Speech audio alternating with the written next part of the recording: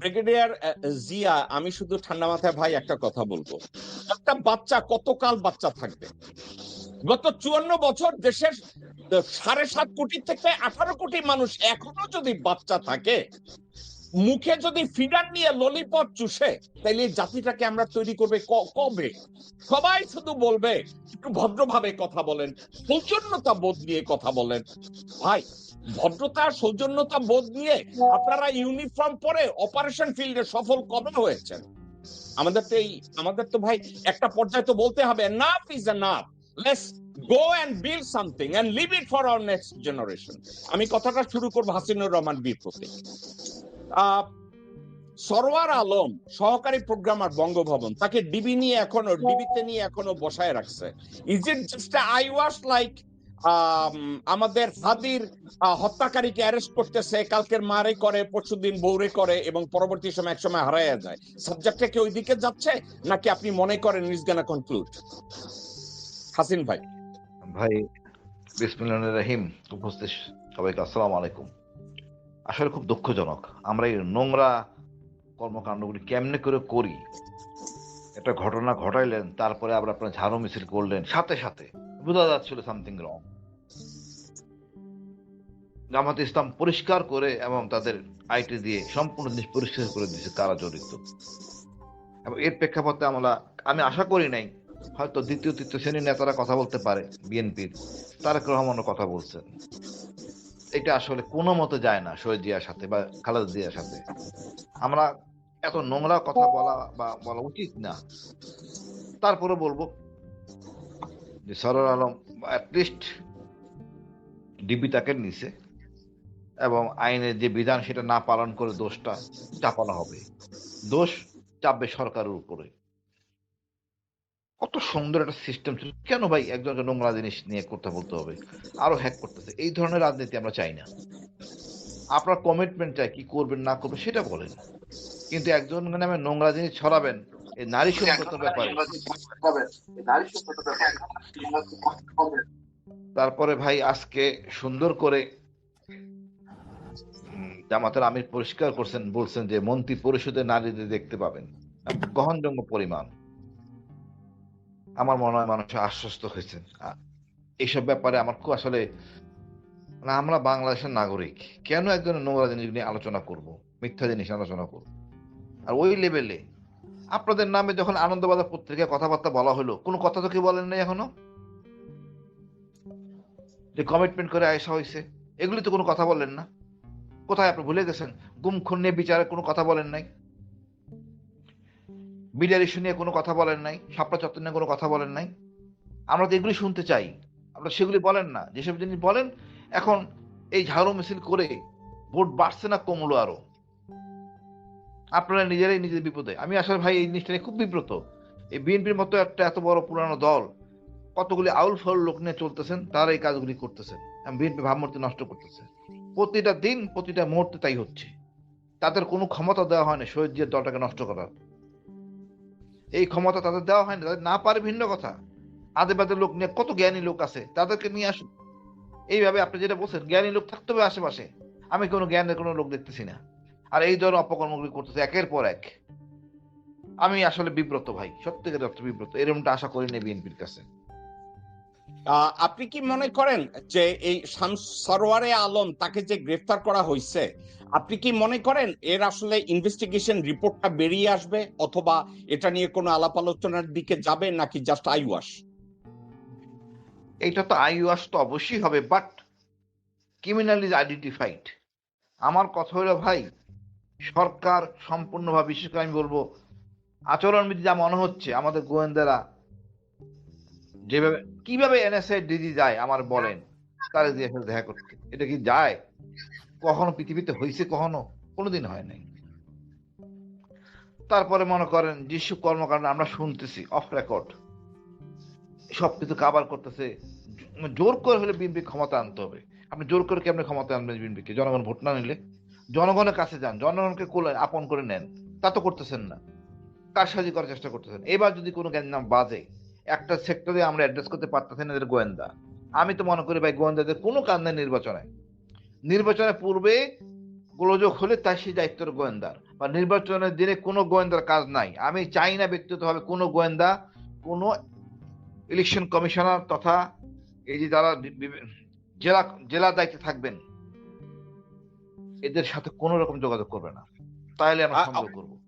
হাসিন ভাই, আমি আর আপনি we are hitting around the bush, straight.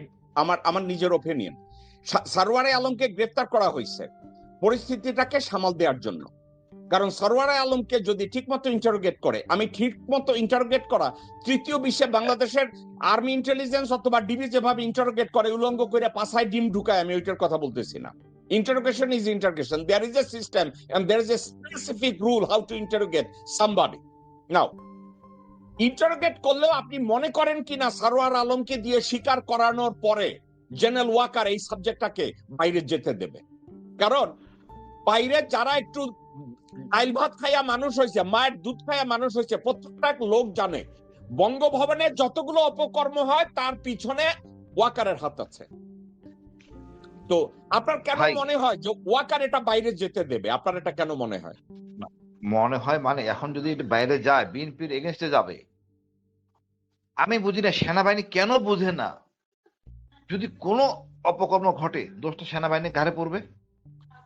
জনগণ কিন্তু ক্ষেপে আছে, অনেক অপকর্ম হয়েছে, তারপরও অনেক অপকর্ম আমরা করছি অতীতে, এবং 111 পরও আমরা করছি। বিপ্লবের সময় যে সফলজনক ভূমিকা রাখছে শেষ অংশে, এটা হারাবে। তাও একের পর এক ভুল করে যাচ্ছে।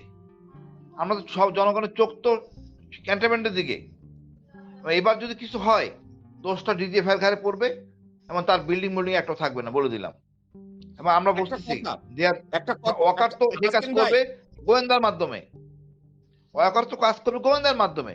তৃণমূলের কোনো সেনাবাহিনী অফিসার কোনো অপকর্ম করবে না, আমি গ্যারান্টেড। হ্যাঁ, কাজ করলে গোয়েন্দারা করবে।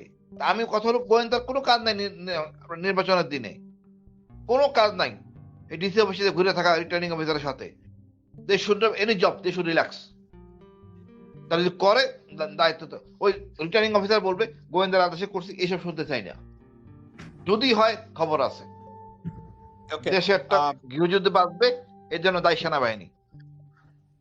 ওকে হাসিন ভাই, এবার আমি ব্রিগেডিয়ার জেনারেল জিয়া সাহেবের কাছে যাব।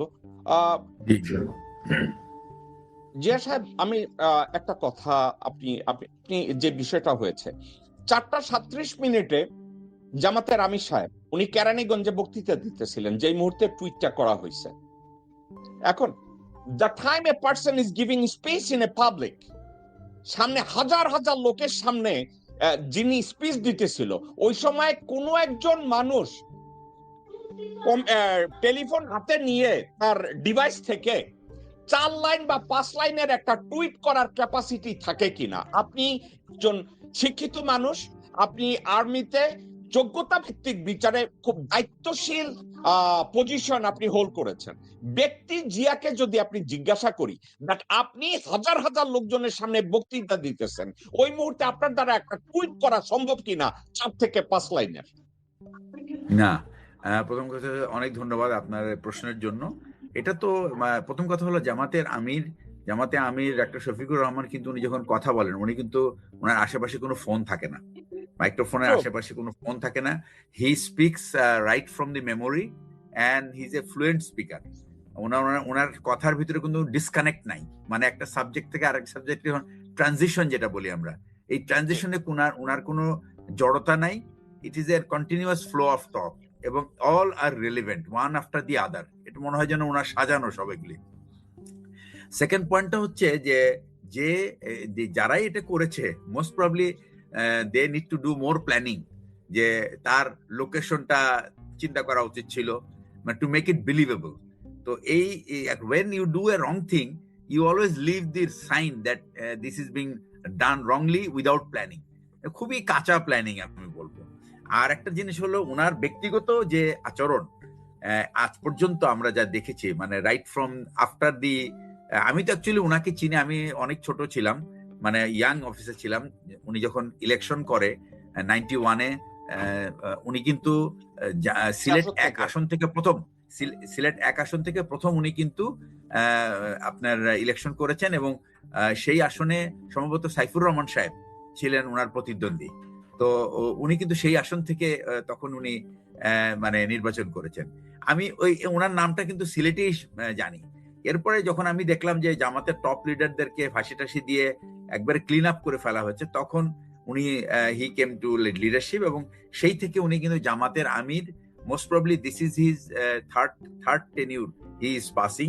এবং উনার যে কথা আমরা যে পর্যন্ত যেটা শুনেছি, উনি কিন্তু এই ধরনের মানে বাজে লেখার মতো মানসিকতার মানুষ না। Nobody will believe it.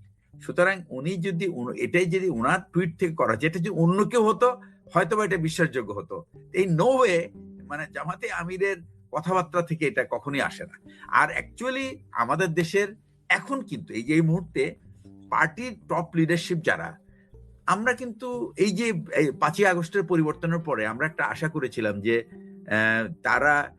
তাদের ভিতরে একটা পজিটিভ কালচার, এই যে শেখ হাসিনার সময় যেটা ছিল, সে তো কোনোদিন ভালো কথা কাউকে বলতে পারে নাই, তার মুখে কোনো সুনাম নাই, কোনো প্রেইজ নাই, কোনো গ্র্যাটিফিকেশন নাই, কিছুই নাই। সো আমরা ভেবেছিলাম যে যেহেতু ওই ক্যারেক্টারটা ইজ লস্ট ফ্রম দি, যার কারণে কিন্তু পুরো পার্টিটা contaminated, everybody use to do this abuse. তো আমাদের এখন যে পলিটিক্সটা চলছে, এখানে কিন্তু বেশিরভাগ লোকই কিন্তু খুবই, they were all under lot of discrimination, lot of torture, they had very difficult life for 15-16 years. এবং তাদের তো অ্যাটলিস্ট একে অপরের প্রতি সহমর্মিতা থাকা উচিত, রেসপেক্ট থাকা উচিত। আর রাজনীতিতে যদি পার্টি হেড যদি একজন আরেকজনকে রেসপেক্ট না করে, তাহলে কিন্তু এই পলিটিক্স কিন্তু এখন যেটা দাঁড়িয়ে আছে সেটা কিন্তু ভঙ্গুর। আমি একটু আনঅফিসিয়াল আমি শুনেছি যে ডক্টর শফিকুর রহমান উনি ঢাকা 17-র যে জামাতের ক্যান্ডিডেট আছে তাকে স্পেশাল কশন দিয়েছেন উনি, যে আপনি বিএনপি চেয়ারপারসনের বিরুদ্ধে আপনি নির্বাচন করছেন, আপনার কথাবার্তা হতে হবে অত্যন্ত সংযত। এবং উনি কিন্তু একটা দলের নেতা, আমি চাই না যে আপনি কোনোভাবেই ওনার মান সম্মানকে আপনি ক্ষুণ্ণ করে কোনো কথা বলেন।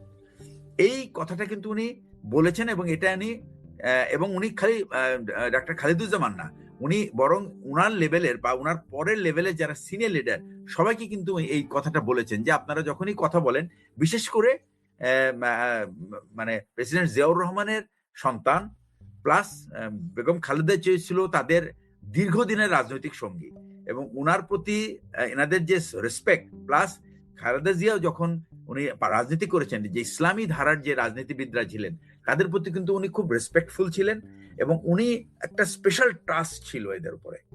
এই জামাতের সঙ্গে বিএনপির যে আলাদা করার এই যে চালটা বা এই স্ট্র্যাটেজিটা, এটা কিন্তু 2001 সালে যখন বিএনপি ক্ষমতায় আসলো এবং এটা মানে ব্রুট মেজরিটিতে যখন ক্ষমতায় আসে, তখন কিন্তু ব্রিগেডিয়ার জিয়া, আপনি বেয়াদবি নেবেন না, আপনাকে আমি একটু থামাই।